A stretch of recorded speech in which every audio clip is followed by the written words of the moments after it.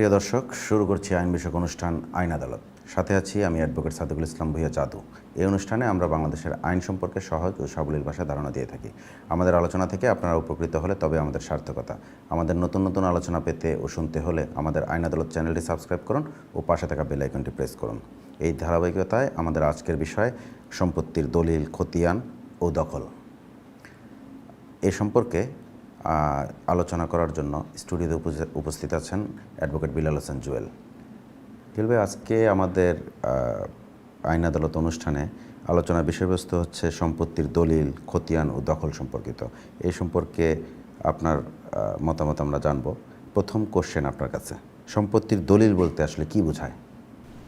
আসলে দলিল বলতে বোঝায় যে একটা সম্পত্তি যখন হস্তান্তর করা হয়, মানে এক হাত থেকে আরেক হাতে দেওয়া হয়, ওটার লিখিত প্রমাণপত্রটাকেই দলিল বলা হয়। তো দেখেন, আগে কিন্তু দলিলটা কিন্তু বাধ্যতামূলক ছিল না। একটা সময় কিন্তু আমাদের অনেক আগের কথা সেটা, যে মৌখিকভাবেও কিন্তু কোনো হস্তান্তর হইতো, যে ঠিক আছে তোমার কাছে এই সম্পত্তি আমি বিক্রি করে দিলাম। তো বিক্রি বা যে কোনো হস্তান্তর মৌখিকভাবেও হইতে পারে, লিখিতভাবেও হইতে পারে। তো লিখিতভাবে যে প্রসিডিংটা, ওই লিখিত প্রমাণপত্রটাকেই বলা হয় দলিল। তবে বর্তমান আপনার রেজিস্ট্রেশন আইন অনুসারে 100 টাকা থেকে শুরু করে এর ঊর্ধ্বে পর্যন্ত যদি কোনো স্থাবর সম্পত্তির ভ্যালু মানে 100 টাকা বা তদূর্ধ্ব হয়, সেখানে দলিলটা বাধ্যতামূলক। দলিল থাকলেই কি মালিকানা দাবি করা যায়?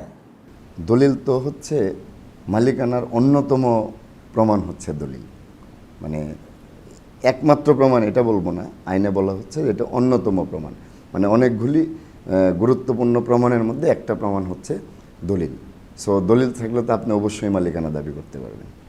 দলিল নাই কিন্তু খতিয়ানে নাম আছে, সম্পত্তির মালিকানা দাবি করা যায় কিনা? দেখেন, আজকের যে বিষয়টা দলিল, খতিয়ান এবং আপনার হচ্ছে দখল, এটা স্থাবর সম্পত্তির ক্ষেত্রে প্রযোজ্য। তো তার আগে আপনাকে খতিয়ান জিনিসটা কি, এটা আপনাকে আগে বুঝতে হবে। অনেক সাধারণ জনগণ হয়তো খতিয়ানটা বুঝতে পারেন না। দেখেন, এই খতিয়ানকে দুইটা ভাষায় আমরা ব্যবহার করতে পারি আইনগতভাবে। একটি হচ্ছে পর্চা, হ্যাঁ, যেটা পর্চা বা পর্চা বলে অনেকে, বা এটাই খতিয়ান। তো বাংলাদেশে কিন্তু আপনার এই পর্যন্ত মানে 4টা খতিয়ানের আমরা মানে সন্ধান লাভ করতে পারছি। একটা হচ্ছে সিএস খতিয়ান, সেই ব্রিটিশ পিরিয়ডে যেটা হয়েছে। তারপরে হচ্ছে এসএ খতিয়ান, তারপরে হচ্ছে আরএস মানে রিভিশনাল সার্ভে, যেটা আরএস খতিয়ান। আর রিসেন্টলি একটা হচ্ছে বাংলাদেশে, এটাকে বাংলাদেশ সার্ভে মানে বিএস খতিয়ান বলা হচ্ছে। এটা এখনও চলমান বাংলাদেশে, অনেক জায়গায় এখনও ফাইনাল হয়নি, তবে ঢাকা মহানগরে এটাকে ফাইনাল হয়েছে। তো ঢাকা মহানগরে যেটা ফাইনাল হয়েছে এটাকে বলা হচ্ছে আপনার সিটি জরিপ পর্চা। তার মানে সিএস, এসএ, আরএস আর হচ্ছে আপনার সিটি জরিপ অথবা বিএস, এই 4টা খতিয়ান আছে। তো এখানে আপনার যে প্রশ্নটা ছিল যে খতিয়ানের নাম থাকলেই মালিকানা দাবি করা যায় কিনা, খতিয়ানের নাম থাকলে আপনি মালিকানা দাবি করতে পারবেন না। আপনি এটা আইনের বাধা নিষেধ আছে কিছু। আপনার খতিয়ানের নাম উঠলেই যে আপনার সম্পত্তির মালিক, এই ধরনের মানে তার সপক্ষে আপনার প্রমাণ থাকতে হবে। আদারওয়াইজ আপনি কিন্তু খতিয়ান দিয়ে সরাসরি মালিকানা দাবি করতে পারবেন না। আপনি দলিল না থাকা সত্ত্বেও দখলদার হিসাবে সম্পত্তির মালিকানা দাবি করা যায় কিনা? যেমন আপনার যে প্রশ্নটা দখল সংক্রান্ত যে প্রশ্নটা আপনি করেছেন, আমি একটু আপনাকে, যেহেতু আপনার এই অনুষ্ঠানটা আপনি প্রথমেই বলেছেন সাবলীলভাবে আপনি বুঝিয়ে থাকেন মানুষকে, আমি আপনাকে একটি উদাহরণ দিতে চাই। সাপোজ আমার হাতে এই ঘড়িটা, আপনাকে যদি আমি প্রশ্ন করি এই ঘড়িটা কার, আপনার উত্তরটি কী হবে? আপনি চোখের পলকে বলবেন এটা আপনার ঘড়ি, মানে আমার ঘড়ি। দ্যাট মিনস এই ঘড়িটা আমি দখলে রাখছি। কিন্তু দেখেন, এই ঘড়িটা কিন্তু মালিক অন্য কেউ হইতে পারে। হয়তো আমার ঘড়ি নাই বিদায় আমি আমার বাবার কাছ থেকে বা আমার সন্তানের কাছ থেকে চেয়ে নিয়ে আসতে পারি যে বাবা ঘড়িটা দাও, আজকে একটা প্রোগ্রাম আছে, ওইখানে যাব।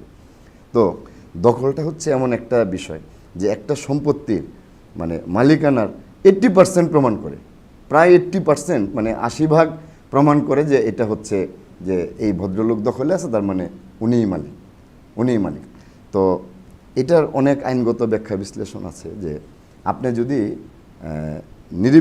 নিরবিচ্ছিন্নভাবে মানে কারো কাছ থেকে কোনো বাধা ছাড়া আপনি কোনো সম্পত্তি 12 বছর আপনি ভোগ দখলে থাকেন, ওই ভোগ দখলীয় সত্ত্বে কিন্তু আপনি মালিকানা দাবি করতে পারবেন। এটা আইনের ভাষ্য কিন্তু এই ভোগ দখলটার মধ্যে মানে বাধাহীন অবস্থায় থাকতে হবে আপনাকে, যে কেউ আপনাকে বাধা দিল না। সো মালিকানাটা খুব ইম্পর্ট্যান্ট একটা বিষয়, দখলটা অনেক ইম্পর্ট্যান্ট একটা বিষয়, এবং মালিকানার 80% প্রমাণ কিন্তু এই দখলের মধ্যেই আপনার থেকে যায়। দলিল থাকা সত্ত্বেও সম্পত্তির দখল না থাকলে সম্পত্তির মালিকের আইনগত করণীয় আসলে কি কি? এই সম্পত্তির যে বিষয়টা, এর আগে আপনাদের অনুষ্ঠানে বেশ কিছু আলোচনা আমি করেছি। তো বেশিরভাগ আলোচনা ছিল আইন শৃঙ্খলা জনিত বা অপরাধজনিত বিষয়ের উপরে আপনার আলোচনা করেছেন। তো আজকের বিষয়টা টোটালি একটা দেওয়ানি ম্যাটারের বিষয় এখানে। তা আমি প্রথমেই যে কথাটি দর্শকদের উদ্দেশ্যে বলতে চাই, যে আমাদের একটা ভুল ধারণা আমরা পোষণ করি।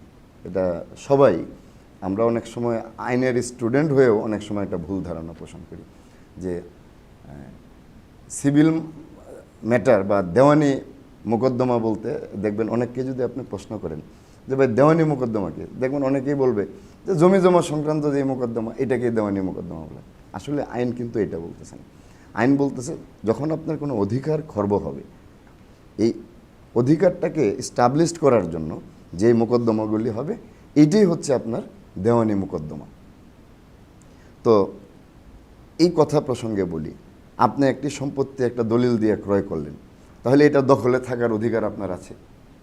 এখন আপনার দলিল আছে বাট আপনি দখল নেই, তাহলে দখলে যাওয়ার অধিকার কিন্তু আপনার আছে। এই অধিকারটাকে স্টাবলিশড করার জন্য কিন্তু আপনি দেওয়ানি আদালতের আশ্রয় নিতে হবে। তো প্রশ্নটা ছিল যে দলিল আছে বাট দখল নাই, সেই ক্ষেত্রে করণীয় কি? সেই ক্ষেত্রে দেখেন আমাদের জমি সংক্রান্ত যে মামলাগুলি, এগুলি কিন্তু সাথে রিলেটেড একটা আইন আছে যেটাকে তামাদি আইন বলা হয়। তামাদিটা মানে হচ্ছে সময়সীমা। তো তামাদি আইনটা এতই কঠিন একটা আইন, এই আইনটা কিন্তু কারো কোনো তোয়াক্কা করে না বা কারো কোনো ধার ধারে নেই আইনটা। এটা একাই তার মতো করে সে মুভমেন্ট করবে আইনটা। তো তামাদি আইনে বলা হয়েছে যেই তারিখে দলিল সম্পাদন হবে সেই তারিখ থেকে 12 বছরের মধ্যে যদি তাকে আইনগত আশ্রয় নিতে হবে দখল পাওয়ার জন্য। সাপোজ আজকে আপনার একটা দলিল হইল, আজকে থেকে ঠিক 12 বছর পর্যন্ত আপনার দখল যদি না থাকে, দখল উদ্ধারের মামলা যাইতে পারবেন আপনি। কিন্তু যদি দলিলের মেয়াদ 12 বছর ওভার হয়ে যায়, তাহলে কিন্তু আপনার আর দখল পুনরুদ্ধারের মামলা যাওয়ার কোনো সুযোগ নাই, কারণ তামাদি আইন আপনাকে বলে দিয়েছে 12 বছরের মধ্যে যাইতে হবে। সো উত্তরটা এরকম হবে যে কারো যদি দলিল থাকে বাট দখল না থাকে, অবশ্যই তাকে শান্তিপূর্ণভাবে এই দখল পুনরুদ্ধার করার জন্য দেওয়ানি আদালতে আইনের আশ্রয় লাভ করতে হবে তাকে। আইনের মাধ্যমে কোর্ট থেকে রায় এবং ডিক্রির মাধ্যমে সে তার সম্পত্তিতে পুনরায় আবার দখলে যেতে পারবে, মানে দখল উদ্ধার করতে পারবে সে। দলিল, দখল এবং মালিকানা সব ঠিক থাকলেও কেউ যদি সম্পত্তির দখল হইতে উচ্ছেদের অপচেষ্টায় লিপ্ত হয়, উচ্ছেদ করার জন্য, মালিককে উচ্ছেদ করার জন্য অপচেষ্টায় লিপ্ত হয়, তাহলে জমির মালিকের আসলে করণীয় কী কী? এই সমস্যাটা এখন বাংলাদেশের ঘরে ঘরে রূপ নিয়েছে। যে এটা কারণটা হচ্ছে যে এখন কিন্তু সম্পত্তির ভ্যালু মানে মূল্য দিনকে দিন বাড়তেছে, যে কারণে একটা কুচক্রী মহল চিন্তা করে এই সম্পত্তিটা যদি আমি কোনোভাবে দখল করে নিতে পারি, তাহলে আমি এটা অন্যের কাছে হস্তান্তর করে একটা মোটা অঙ্কের টাকা হাতিয়ে নিতে পারবো। যে কারণে এখন সম্পত্তি থেকে বেদখল করার হুমকি বা বেদখল করার প্রবণতাটা অনেকটা বেড়ে গিয়েছে আপনার। তো আমাদের এই আইন অঙ্গনে আমরা যখন আইনের স্টুডেন্ট ছিলাম, বা এখনও স্টুডেন্টও, নিজেকে আইনের স্টুডেন্টই বলবো, কারণ আমরা তো মৃত্যুর আগের দিন পর্যন্ত আইনজীবীদের প্র্যাকটিস করতে হয়। আইন শেখার কোনো শেষ নেই, জানার শেষ নেই। তারপর একটা স্পেসিফিক একটা আইন আমরা পড়েছিলাম, টর্ট আইনের মধ্যে একটা সাবজেক্ট ছিল আপনার, মানে একটা অধ্যায় ছিল যে ট্রেসপাস টু ল্যান্ড, মানে সম্পত্তিতে অনধিকার প্রবেশ। ওইখানে একটা কথা আছে আইনের মধ্যে যে কারো সম্পত্তির মধ্যে ওই সম্পত্তির মালিকের অনুমতি ছাড়া কেউ যদি একটু আঙ্গুল স্পর্শও করে ওইখানে, তবু কিন্তু এটা ট্রেসপাস টু ল্যান্ড হবে, মানে সম্পত্তিতে অনধিকার প্রবেশ হবে। তো আপনি দেখেন টর্ট আইনটা কত সভ্য একটা আইন, যে আপনি অন্যের সম্পত্তিতে আপনি একটু পা রাখলেন তার অনুমতি ছাড়া, তাহলে কিন্তু আপনাকে আইনের আওতায় নিয়ে আসা হবে যে তুমি অনুমতি ছাড়া কেন তার জমিতে তুমি জোরপূর্বক তুমি প্রবেশ করেছো কেন। আর আমাদের দেশে এখন ঘরে ঘরে কি হচ্ছে দেখেন, সম্পত্তি থেকে বেদখল করার হুমকি দিতেছে অথবা জোরপূর্বক বেদখল করতেছে। তো কেউ যদি কাউকে সম্পত্তি থেকে বেদখল করার হুমকি প্রদান করে থাকে, তাহলে আমাদের ফৌজদারি কার্যবিধি আইনের একটি সেকশন আছে 145 ধারা। দেখবেন আমরা অনেকে সাধারণ জনগণও বলে যে 145 ধারা একটা মামলা করে দাও। তার মানে হচ্ছে একটা সম্পত্তিতে কেউ যদি শান্তিপূর্ণ দখলে থাকে, ওইখান থেকে যদি অপর পক্ষ তাকে জোরপূর্বক উচ্ছেদ করতে চায়, তখন তার করণীয় হচ্ছে সর্বপ্রথম তাকে নির্বাহী ম্যাজিস্ট্রেট কোর্টে যেয়ে একটি 145 মামলা করা। এই 145 মামলা করার পরে কোর্ট থেকে একটা স্থিতি অবস্থার আদেশ আসতে পারে, শান্তি শৃঙ্খলা রক্ষার আদেশ আসতে পারে, যেটা থানার ভারপ্রাপ্ত কর্মকর্তা ওইখানে সম্পত্তি যেভাবে আছে ওইভাবে স্থিতি অবস্থায় রাখার একটা নির্দেশনা প্রদান করবেন বিজ্ঞ আদালতের মানে নির্দেশক্রমে আর কি। তো এটা হচ্ছে যদি বেদখল করে হুমকি দিয়ে থাকে, তাহলে আমি বলবো যে আমাদের দেশে একটা ট্রেডিশন হয়ে গেছে যে অমুক চেয়ারম্যানের কাছে যাও বিচার দাও, অমুক এমপির কাছে যায় বিচার দাও, স্থানীয় প্রতিনিধির কাছে বিচার দাও, কিন্তু এটা টোটালি ইল্লিগাল। আপনি যখন সম্পত্তি থেকে বেদখলের কোনো হুমকি আসবে, আপনি কারো কোনো কথায় কর্ণপাত না করে সরাসরি বিজ্ঞ নির্বাহী ম্যাজিস্ট্রেট আদালতে যে যদি একটা 145 মামলা করেন, আপনি একটা প্রতিকার পাবেন সেখান থেকে। দেওয়ানি আদালতে এর প্রতিকারটা কী? দেওয়ানি আদালতে প্রতিকার বলতে বোঝাচ্ছে যেটা আপনার যে বেদখল করার হুমকি দিল বা বেদখল করার অপচেষ্টায় লিপ্ত আছে, যে আমার সম্পত্তি দেখা গেল যে 2 দিন পর পর তারা এসে ঢুকে পড়তেছে, অবৈধভাবে ঢুকে পড়তেছে, তখন আমি আশঙ্কা করতেছি যে আমি এখান থেকে বেদখল হইতে পারি। সেই ক্ষেত্রে দেওয়ানি আদালতে আপনার যেটাকে ইংলিশে পার্মানেন্ট ইনজাংশন বলে, মানে চিরস্থায়ী নিষেধাজ্ঞার মোকদ্দমা দায়ের করতে পারবেন যিনি ভুক্তভোগী। সেই ক্ষেত্রে কোর্ট কিন্তু বিজ্ঞ আদালত কিন্তু ওই সব কিছু দেখে শুনে কাগজপত্র পর্যালোচনা করে ওই অপোজিট পার্টি অপর পক্ষকে সারা জীবনের জন্য ওই সম্পত্তিতে মানে ভিতরে যেন প্রবেশ না করতে পারে এরকম আদেশ দ্বারাও বারিত করতে পারবেন তাকে। তো এই আইনে কিন্তু অনেক পথ খোলা আছে, কিন্তু আইন একটা কথা বলছে যে সম্পত্তি যদি দখলের প্রশ্ন আসে, তাহলে যেমন আমার সম্পত্তি কোনো কারণে আপনি বেদখল করে নিয়ে গেছেন, সেখান থেকে আপনার কাছ থেকে দখলটা যদি আমার উদ্ধার করতে হয়, আমাকে আইনের মাধ্যমে উদ্ধার করতে হবে। এটার জন্য কোনো ক্রিমিনাল অফেন্স বা ফৌজদারি কোনো অপরাধে লিপ্ত হওয়া যাবে না। আপনাকে ধরে মারলাম, কাটলাম, বেঁধে রাখলাম, এইভাবে কিন্তু অশান্তিপূর্ণ উপায়ে করা যাবে না। শান্তিপূর্ণ উপায়ে আদালতের রায় এবং ডিক্রির মাধ্যমে ওই সম্পত্তি আপনাকে পুনরুদ্ধার করতে হবে, এটি আইনের বিধান। যদি কেউ সম্পত্তি বহুদিন যাবৎ ভোগ দখল করে থাকে কিন্তু তার কোনো দলিল নেই, তাহলে কিভাবে তিনি এর মালিকানা লাভ করতে পারে? এর আগে আমরা যে আলোচনাটা করেছি ওইখানে একটা কথা আমরা বলেছি যে 12 বছর শান্তিপূর্ণভাবে ভোগ দখল করতে হবে। কিন্তু প্রশ্নটা হচ্ছে যে আমি সম্পত্তি 12 বছর না, আমি 24 বছর আমি ভোগ দখল করতেছি, বাট আমার কোনো দলিল নেই। সেই ক্ষেত্রে আমার এই সম্পত্তিটার আমি কিভাবে সরকারকে আমি খাজনা দিব? আপনার শুধু দলিল থাকলে হবে না, গভর্নমেন্টকে তো আপনার খাজনা দিতে হবে। তো এটার ক্ষেত্রে যে আইনগত বিধানটা হচ্ছে যে আপনার যদি কোনো প্রপার ডকুমেন্টস না থেকে থাকে, আপনি যদি দীর্ঘদিন নিরবিচ্ছিন্নভাবে ভোগ দখল করে থাকেন, সেক্ষেত্রে তামাদি আইনের 28 ধারায় আপনি কিন্তু আদালতে একটা মামলা দায়ের করতে পারবেন। আপনি একটা মামলা দায়ের করে আদালত থেকে মালিকানার ঘোষণা নিতে হবে আপনাকে। আদালত কিন্তু তখন যখন দেখবে শান্তিপূর্ণভাবে উনি এত বছর ভোগ দখলে আছে, তখন তাকে একটা ঘোষণা দিবে যে হ্যাঁ তুমি এই সম্পত্তির 116 আনা মালিক। তখন এই রায়ের কপি নিয়ে উনি এসিল্যান্ড, মানে আমাদের অ্যাসিস্ট্যান্ট কমিশনার ভূমি যিনি, এসিল্যান্ডের বরাবরে এই রায়ের কপি দিয়ে উনি কিন্তু নিজের নামে একটা খতিয়ান খুলে, মানে জোত খুলে ওইখানে খাজনা খারিজ দিয়ে এটা মালিকানা সে লাভ করতে পারবে।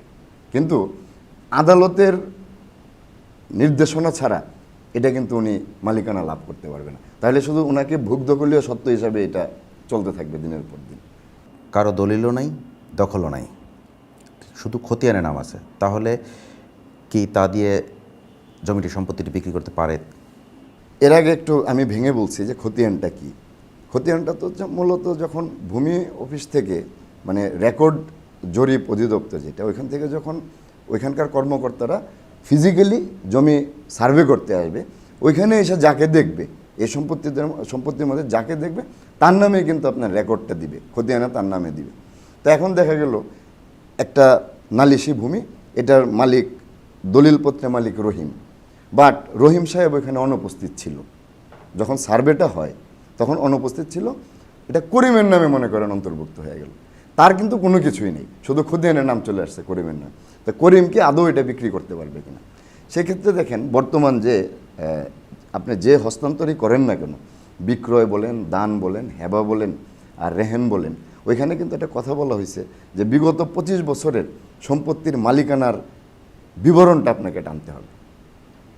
তো এখন আপনার বিবরণ টানতে যেয়ে দেখা গেল যে আপনার নামে শুধু খতিয়ানি আছে, কিন্তু আপনার প্রিভিয়াস কোনো দলিল নেই, আগের মালিকানাটা পাওয়া যাচ্ছে না। তাহলে তার কোনোভাবে এই সম্পত্তি ওই যার নামে খতিয়ান রেকর্ড হয়েছে উনি কিন্তু এটা কোনোভাবেই বিক্রি করতে পারবে না।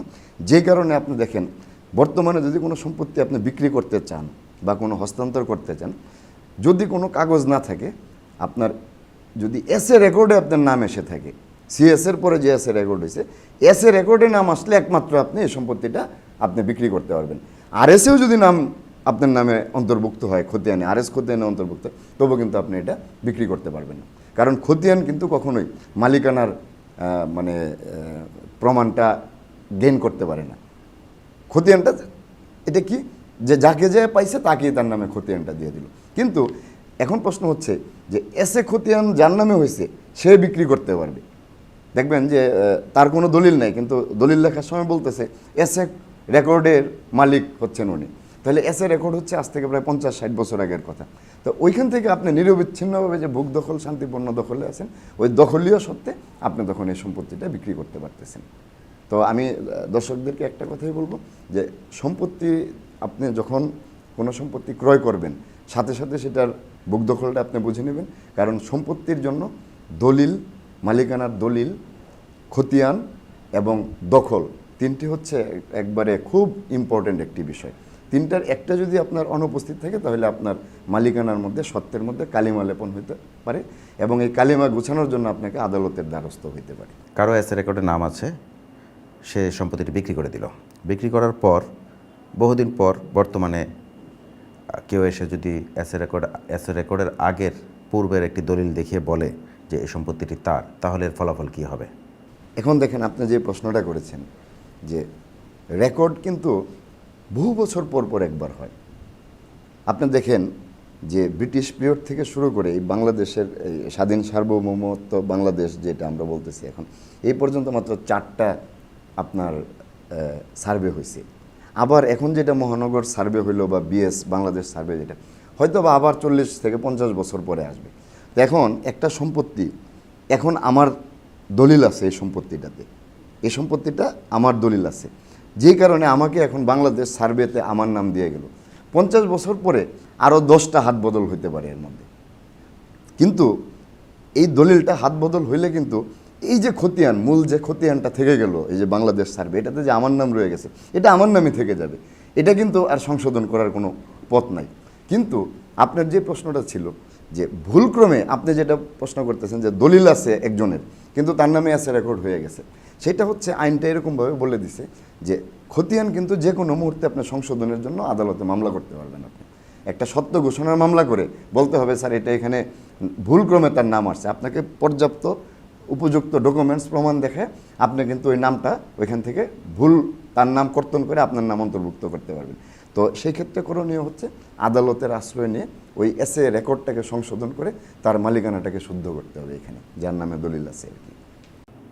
প্রিয় দর্শক, জমি সংক্রান্ত অনেক বিষয় আছে যা আমরা একটি পর্ব দিয়ে শেষ করতে পারবো না। পরবর্তীতে আমরা ভিন্ন ভিন্ন বিষয় নিয়ে আলোচনা করব। ধন্যবাদ জুয়েল ভাই আপনাকে আজকে আমাদের আলোচনায় আসার জন্য। আপনাকেও ধন্যবাদ। প্রিয় দর্শক, দেখতে দেখতে সময় শেষ হয়ে গেল। দেখা হবে আগামী আলোচনায় নতুন কোনো বিষয় নিয়ে। আবারও বলছি, আইন বিষয়ক নতুন নতুন আলোচনা পেতে ও শুনতে হলে আমাদের আইন আদালত চ্যানেলটি সাবস্ক্রাইব করুন ও পাশে থাকা বেল আইকনটি প্রেস করুন। সেই পর্যন্ত ভালো থাকুন, সুস্থ থাকুন। আল্লাহ হাফেজ।